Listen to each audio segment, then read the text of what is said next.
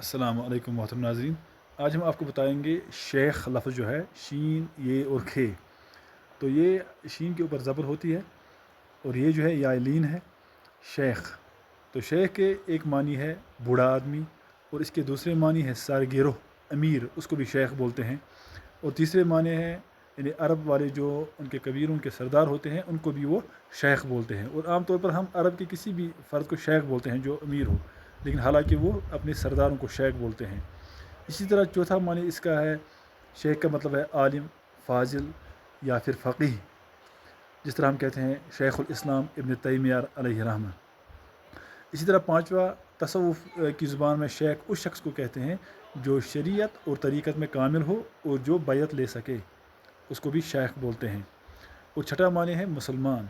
और मुसलमान आम तौर पर शायरी में इसका इस्तेमाल होता है जब शेख व ब्राह्मण, जहाँ पर अल्लामा इकबाल ने इस्तेमाल किया है, तो वहाँ पर शेख से मुराद होता है कोई भी मुसलमान, यानी एक मुसलमान।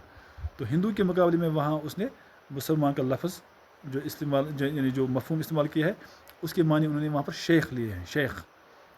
तो ये भी इसका एक माने है यानी मुसलमान। और शेख ज़ात भी है, जिस तरह डार, मीर, लोन वगैरह ज़ात है, तो ज़ात के तौर पर भी शेख लफ्ज़ इस्तेमाल होता है। और ये जो इनके ये मुख्तलिफ मानी है, ये जुमलों के हिसाब से आपको पता चल जाएंगे, यानी वहाँ पर वाज़ह हो जाएंगे कि यहाँ पर कौन सा मफ़हूम मुराद लेना है। अस्सलामु अलैकुम।